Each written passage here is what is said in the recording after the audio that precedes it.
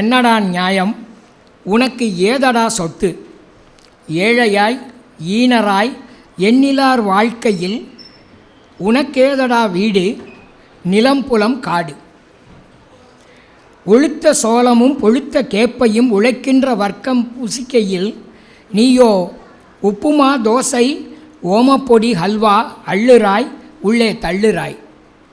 பச்சை குழந்தைகள் பாட்டாளி பெண்டுகள் எச்சில் இலைச்சோற்றுக்கு ஏங்கி தவிக்கையில் பஷ்பங்கள் லேகியம் பாட்டில்கள் புட்டிகள் காலி செய்கிறாய் ஜாலி பிரதரே.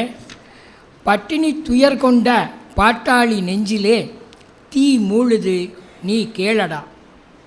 வீடு வயல் காடு நாடு அரசாட்சி வேறுள யாவையும் எம்மதே இனி எம்மதே.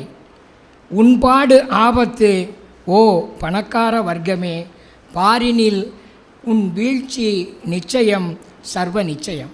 இது 1947 கிராம ஊழியன் பத்திரிகையில் எழுதி வெளியான கவிதை. இந்த கவிதையை இப்போ நம்ம கேட்கும்போது நம்ம கொஞ்சம் என்ன இவ்வளவு பிரச்சார துணியாக இருக்குது, இவ்வளவு பரப்புரையாக வெளிப்படையாக இருக்கிறது அப்படிங்கிறது இப்போ தோணும். ஆனால் 47 இருந்த நிலைமை இந்த மாதிரியான கவிதைகளை தொடர்ந்து அவருடைய கவிதைகளில் ஏராளமான கவிதைகளில் அவர் அதை சொல்கிறார். ஒரு கவிதையில் வெந்நீர் பூச வெண்ணி வேதியர் பால் ஓடி வந்தேன். திருநீர் பூசுறதுக்காக வேதியர்னால் தெரியும் இல்லையா, பிராமணரை பூசாரியை தேடி வந்தேன். கண் சிவந்த குருக்கள் ஐயா காசை எடு என்றார் கான். கொடுன்னு சொல்லிட்டார். அண்ணாவோ கோயிலுக்கு அன்று முதல் போகவில்லை. அவ்வளோதான், கோயிலுக்கு அன்று முதல் போகவில்லை.